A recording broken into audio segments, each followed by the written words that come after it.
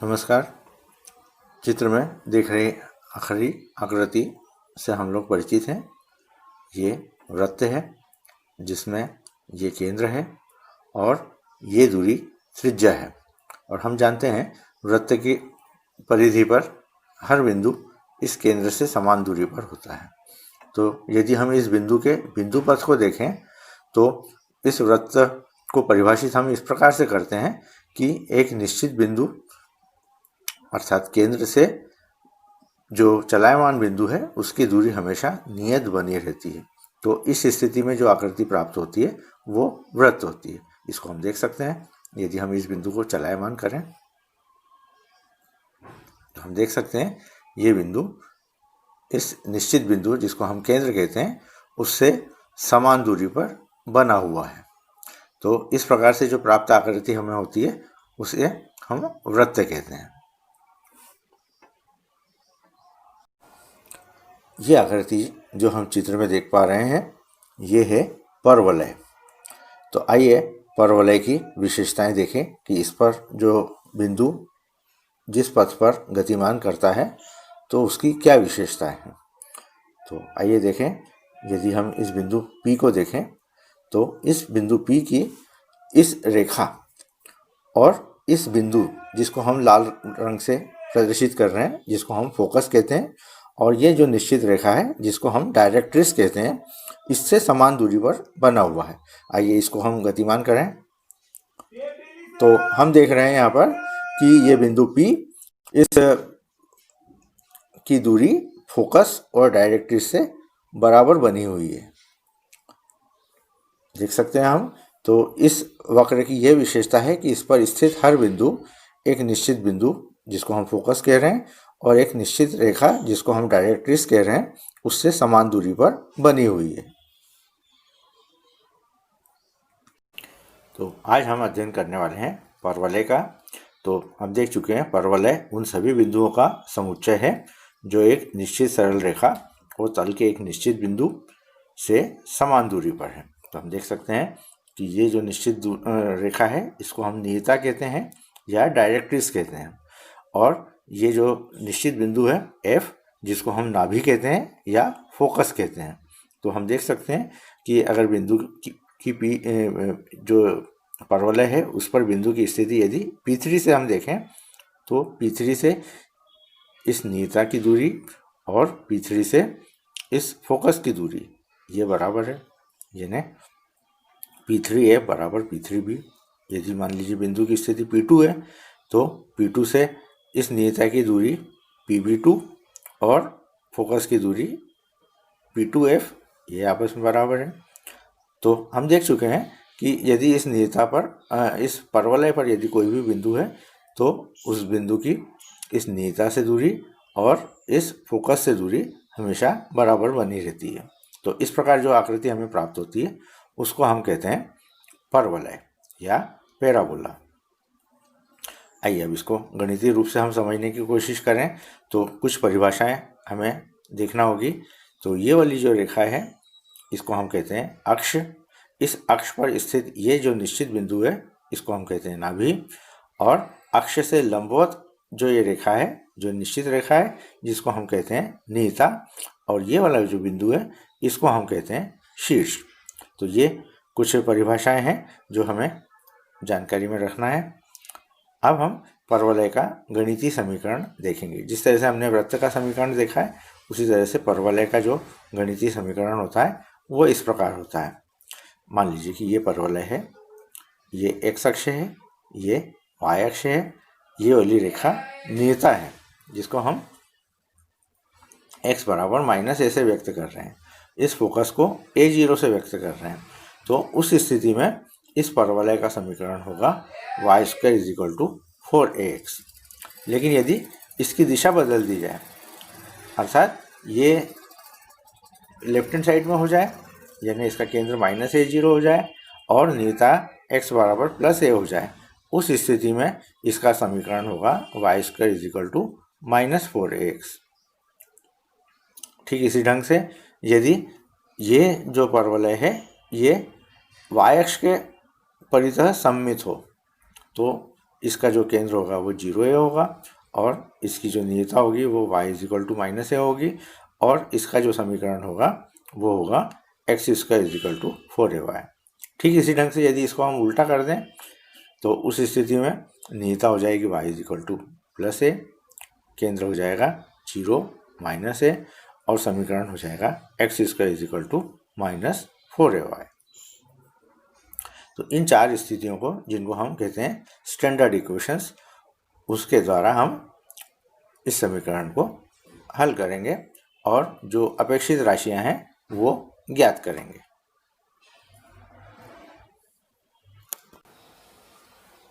अगली अवधारणा है परवलय Y square is equal to 4ax की नाभिलंब जीवा की लंबाई ज्ञात करना। तो इसका चित्र हम ध्यान में रखेंगे। Y square is equal to 4ax, यदि एक चित्र भी हमने ध्यान रख लिया तो अन्य चित्रों को हम आसानी से निकाल सकते हैं। जैसे Y square is equal to 4ax का ये ग्राफ है तो y square is equal to minus 4ax का ग्राफ ठीक इसके विपरीत दिशा में हो जाएगा।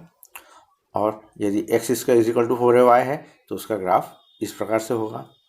तो आसानी से हम बाकी ग्राफ को ज्ञात कर सकते हैं। अब यहाँ पर नाभिलंब जीवा किसे कहते हैं ये देखें। तो वो जीवा जो नाभि से होकर के जाती है और लंबवत हो तो उस रेखा को हम कहेंगे नाभिलंब जीवा। अब हम जानते हैं ये बिंदु के निर्देशांक a0 हैं तो ये y कोऑर्डिनेट भी हम निकाल सकते हैं। y कोऑर्डिनेट हो जाएगा इस सूत्र में मान रखने पर y square is equal to 4ax में x के स्थान पर a रखने पर हम देखेंगे y square is equal to 4a square यानी y इजिकल टू 2a। तो इस बिंदु के निर्देशांक आ जाएंगे, ये वाली लंबाई आ जाएगी 2a और ये वाली लंबाई a है, अर्थात x कोऑर्डिनेट a और y कोऑर्डिनेट 2a। अब ये दूरी 2a है तो ये वाली दूरी भी 2a होगी। तो इस तरह से हम देख सकते हैं कि नाभिलंब की जीवा की लंबाई 4a हो जाएगी। अब इसके जो प्रश्न बनेंगे वो इस तरह के बनेंगे। आइए इनको देखते हैं कि यदि एक परवलय का समीकरण Y square is equal to 8x हो तो नाभि के निर्देशांक, अक्ष, नियता का समीकरण और नाभिलंब जीवा की लंबाई ज्ञात करना है। तो हम जो तुलना करेंगे वो हमारे standard equation y square is equal to 4ax के हिसाब से तुलना करेंगे। यदि Y square is equal to 4ax हो तो हम जानते हैं इसका जो नाभि होती है वो होती है a0, नियता होती है y इजिकल टू माइनस ए और अक्ष होता है x अक्ष और इसकी जो शीर्ष होता है वो 0 0 होता है। आइए अब इसको देखते हैं। हम समीकरण दिया है हमें y square is equal to 8x और बाकी चीज़ें हमें ज्ञात करना है। अब सबसे पहले तो हम इसका डायग्राम बना लेंगे। ये y स्क्वायर इजिकल टू, अब y square is equal to 4x से हमने तुलना की तो a का मान हम देख रहे हैं 2, तो इसका नाभि हो जाएगी 2 0 और नियता का समीकरण हो जाएगा x बराबर माइनस है यानी x बराबर -2 और नाभिलंब जीवा की लंबाई होती है 4a, a का मान 2 है तो 4 इंटू 2 इजिकल टू 8। तो इस तरह से हमने सारी चीज़ें जो ज्ञात करना थी उन्हें ज्ञात कर लिया है। अगला उदाहरण देखें। यदि नाभि 2 0 दी हो और नियता x बराबर -2 दिया हो तो परवलय का समीकरण ज्ञात करना है।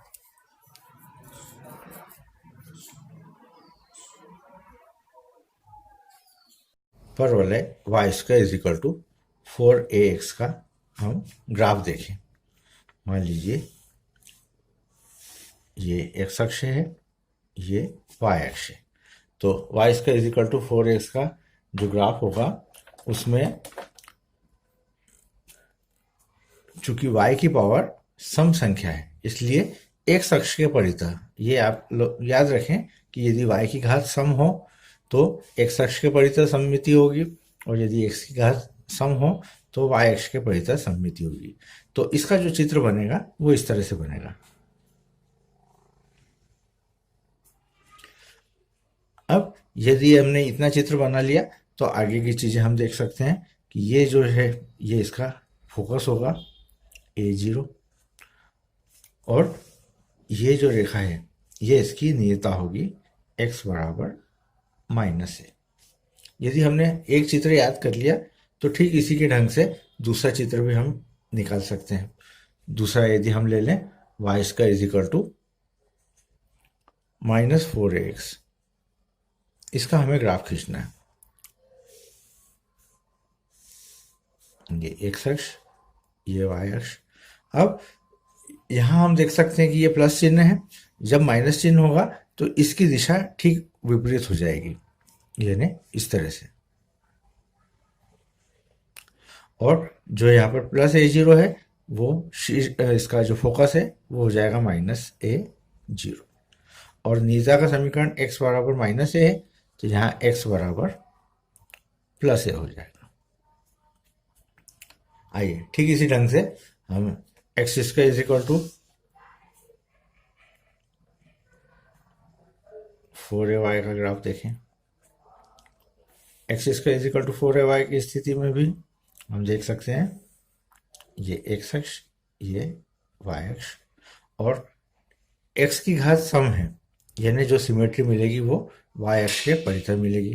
तो इसका जो ग्राफ बनेगा वो इस तरह से बनेगा, और इसका जो फोकस होगा, नाभि होगी, उसके निर्देशांक होंगे 0a। और ये नीचा है, नीचा का समीकरण होगा y बराबर -a। ठीक इसी ढंग से अगला देखें हम।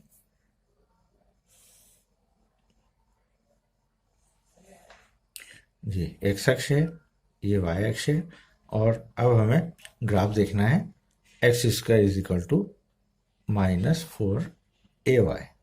तो अब हम देख सकते हैं कि इसका जो डायरेक्शन होगी वो ठीक विपरीत हो जाएगी, इससे ठीक विपरीत। और इसका जो शीर्ष होगा वो नीचे आ जाएगा 0 -a, और नीचा इसके ऊपर आ जाएगी, जिसका समीकरण होगा y is equal to +a। तो इस तरह से हमने देख लिया कि यदि समीकरण y square is equal to 4ax हो तो उसका जो नाभि होती है उसके निर्देशांक होते हैं a0, और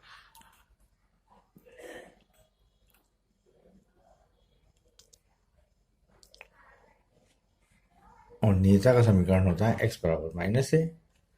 यदि y स्क्वायर बराबर -4ax है तो नीचा का समीकरण होगा x बराबर +a, और शीर्ष होगा -a0।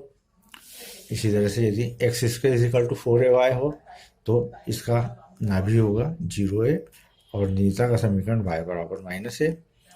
X square is equal to -4ay हो तो नीचा का समीकरण होगा 0 -a, और फोकस का बिंदु होगा 0 -a, और नीचा का समीकरण होगा y is equal to +a। तो इस तरह से 4 स्थितियां हमने देखी।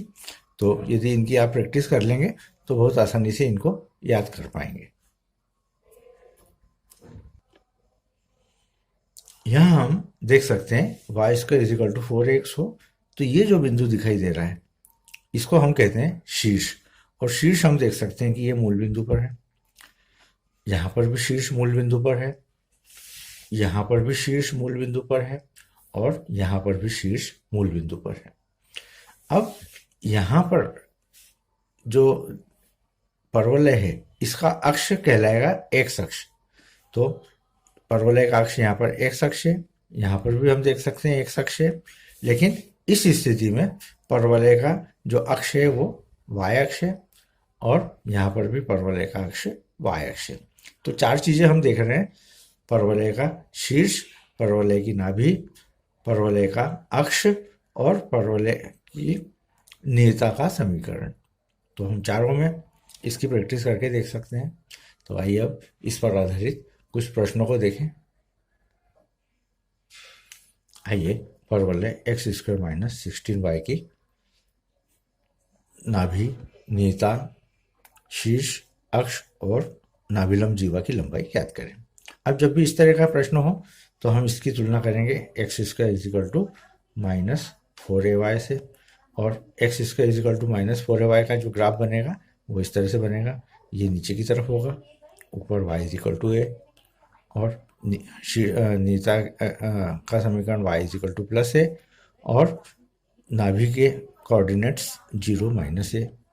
अब हमने x square is equal to -4ay से इसकी तुलना की, तो इसको हम इस तरह से लिख सकते हैं -4 इंटू ए के स्थान पर 4 आ रहा है इंटू वाई, यानी ए बराबर 4 आ गया। तो अब ए का मान हमें ज्ञात हो गया, तो नीता का समीकरण हो जाएगा y इज इक्वल टू ए, यानी y इज इक्वल टू 4। नाभि 0 माइनस 4, शीर्ष 0 0 मूल बिंदु से जा रहा है, अक्ष इसका y अक्ष हो गया और नाभिलंब जीवा की लंबाई होती है 4a, यानी 4 इंटू 4 इज इक्वल टू 60।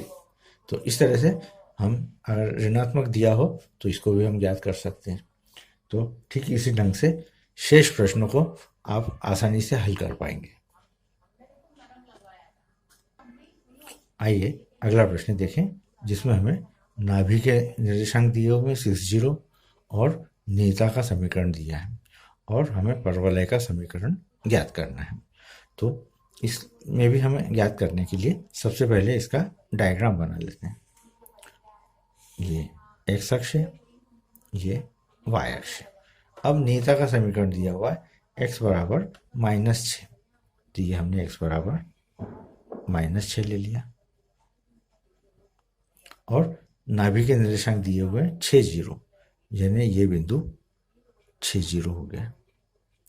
अब स्पष्ट हो रहा है हमें कि चूंकि ये राइट हैंड साइड में है नाभि, ये लेफ्ट हैंड साइड में है, तो परवलय का जो समीकरण बनेगा वो इस तरह से बनेगा और परवलय का जो समीकरण इस रूप में होगा वो होगा y square is equal to 4ax।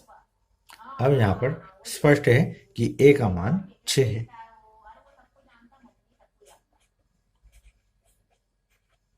इसलिए परवलय का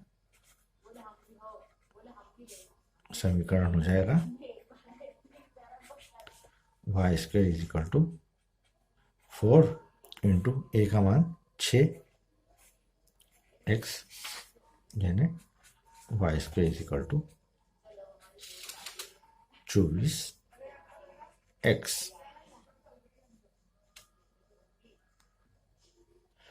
ठीक इसी ढंग से प्रश्न क्रमांक 8 आप लोग हल कर सकते हैं। अब आइए प्रश्न क्रमांक 9 देखें। इसमें हमें दिया हुआ है शीर्ष 0 0 और नाभि 3 0 और हमें परवलय का समीकरण ज्ञात करना है। इसमें भी हम चित्र बना लेते हैं, एक्स अक्ष और ये वाई अक्ष। अब हमें शीर्ष दिया हुआ है 0 0 और नाभि, मान लीजिए कि ये नाभि है, इसके निर्देशांक 3 0 और शीर्ष 0 0। तो इस स्थिति में जो चित्र बनेगा वो इस ढंग से बनेगा। तो देख सकते हैं कि जो समीकरण होगा वो इस रूप में होगा y square is equal to 4ax और a के स्थान पर यहाँ हम देख सकते हैं 3 है,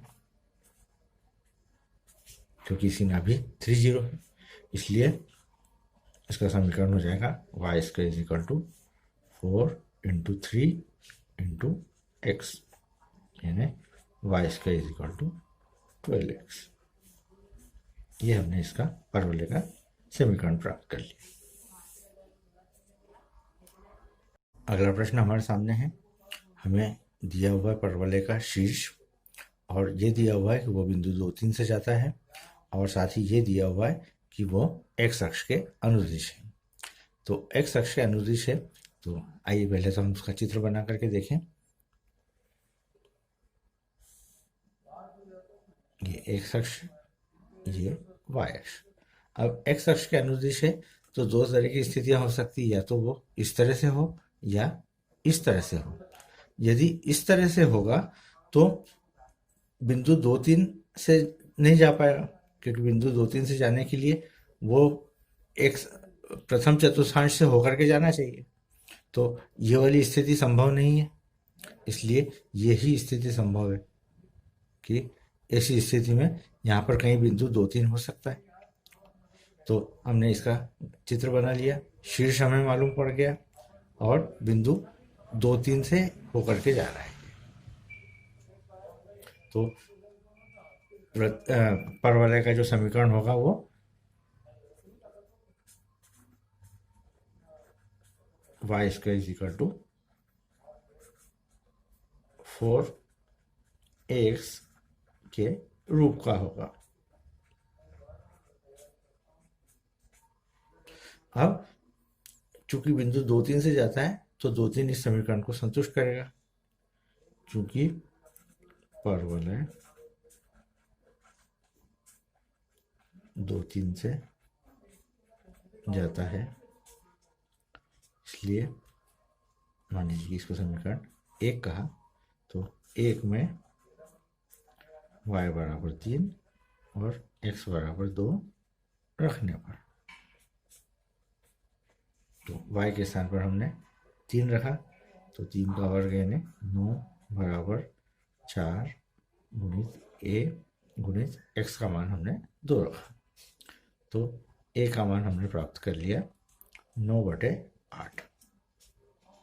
अब 9/8 हमने प्राप्त कर लिया तो परवलय का समीकरण हमें प्राप्त हो गया, इसलिए परवलय का समीकरण y² = 4, a का मान हमने प्राप्त कर लिया 9/8 x, तो ये हमें प्राप्त हो रहा है y² = 9/2 x, और इस तरह से हमने इस परवलय का समीकरण प्राप्त कर लिया।